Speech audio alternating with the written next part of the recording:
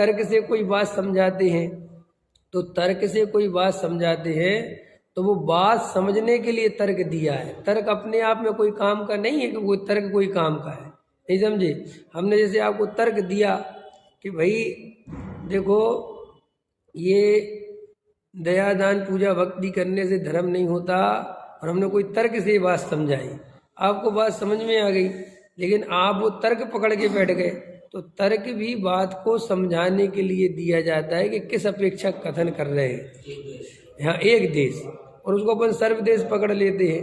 जैसे पुण्य और पाप है, तो पुण्य और पाप एक समान है। जब ये कथन आवे तो 100% समझना चाहिए कि ये शुद्धात्मा की अपेक्षा आया है, पुण्य पाप की अपेक्षा नहीं आया है। समझ में आया? अब वो तुम पुण्य पाप की अपेक्षा लगाओगे तो फिर घबरा जाओगे। और अगर आप समझोगे कि जितने भी कथन जिनवाणी में कहा कि भैया पुण्य पाप एक समान है, दोनों बंध के कारण है, तो इसलिए कि तुम शुद्ध भाव में चले जाओ। अब वो कोई पुण्य और पाप ही अकेला पकड़ के बैठे शुद्ध भाव को छोड़ देगा तो उसको तकलीफ होती है। तो ऐसे जिनवाणी को जगह जगह समझने का अपन को स्टाइल आना चाहिए। और ये कथन देखो क्या लिखा टोडामल जी ने, वहाँ प्रयोजन ग्रहण करना। आप कोई भी जिनवाणी पढ़ो, आप जैसे आप मान के चलो प्रथमानुयोग पढ़ रहे हैं, अब प्रथमानुयोग में राजा महाराजों की कहानियां लिखी हैं, उनके वैभव, तो वैभव हमारे कोई प्रयोजन भूत नहीं है। तो कोई कहे जे वैभव के बारे में क्यों लिखा है, इसलिए लिखा है कि भाई तुम्हें ये समझ में आ जाए कि भाई राजा महाराजा होते थे, उनके पास ये वैभव था, फिर भी उनने सबको छोड़ के एक दिन अपनी आत्म स्वरूप को ग्रहण किया।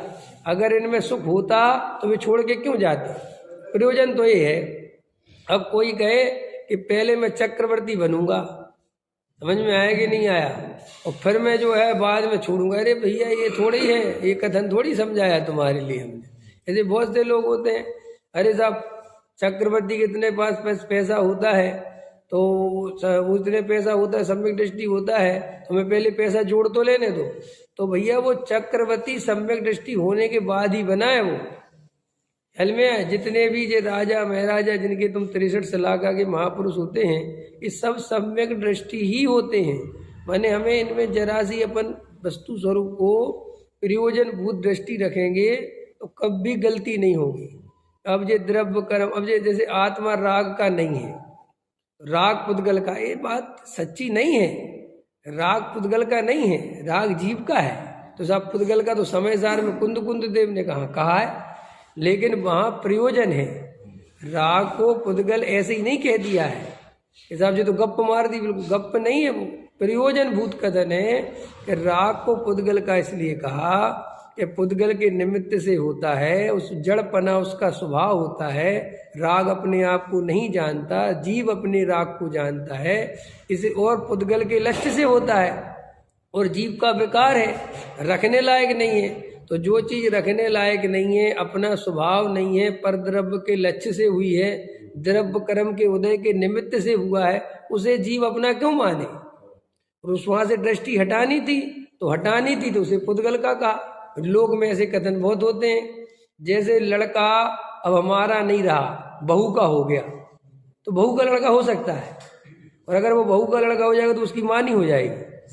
तो फिर कहा क्यों? अरे भाई ये कथन है, ये प्रयोजन भूत कथन है कि भाई अब वो उसकी सुनता है, उसकी मानता है, हमारी नहीं सुनता, तो लोग में कहते लड़का बहू का हो गया। ऐसे ये राग पुद्गल का हो गया। तो क्यों हो गया राग पुद्गल का? पुद्गल पैदा कर सकता है क्या राग को? नहीं कर सकता ना। तो नहीं कर सकता तो पुद्गल का कैसे कहा कि भैया वो राग जो है पुद्गल के लक्ष्य से होता है, पुद्गल कर्म के उदय से होता है। और अगर राग को नजदीक से जाके देखो तो राग जड़ जैसा होता है, क्योंकि वो अपने आप को नहीं जानता। मुझे राग हो रहा है ये बात भी मैं ही जानता हूँ, वो राग नहीं जानता। तो राग की नेचर किससे मिल रही है? वो किसकी सुन रहा है, किसके लक्ष्य से हो रहा है, किसके निमित्त से हो रहा है? सबरे पुद्गल ही से, जीव तो उसमें कुछ कर ही नहीं रहा है। समझ में आए कि नहीं है? तो वो इसको कहा पुद्गल। अब कोई लड़ने आ जाए, खंबे में दिखाओ राग करके, कैसे दिखाएंगे हैं? फिर एक उदाहरण दे दिया। आचार्य सब समझते हैं बात, लेकिन वे जानते भाई अज्ञानी जीवों से संसार चल रहा है, और इन्हीं अज्ञानी जीवों में से जिनकी होनहार भली होगी वे इस तत्व ज्ञान को समझते हैं। देखो भाई, सम्यक दृष्टि को समझाना नहीं, ठीक है, और मिथ्या दृष्टि जब ही समझेगा जब उसकी काल लब्धि आएगी। ये भी स्वरूप है वस्तु का। तो अब आचार्य भगवंत तो समझाते थे, लिख देते हैं शास्त्रों में, ये बात बहुत अच्छे से जानते हैं कि जिनकी योग्यता आ गई होगी, काल लब्धि होगी, वो समझेंगे, बाकी ये नहीं समझेंगे। अब कई लोग आ जाते हैं, साहब राग पुद्गल का कैसे, ये तो पर झूठ है, वो गला पकड़ लेते हैं, लड़ने लगते। अरे भैया, राग पुद्गल का है, ये कहाँ किस अपेक्षा कहा है, क्यों कहा है, वो तो सुनना नहीं चाहता, लेकिन वो लड़ाई झगड़ा हो जाता है।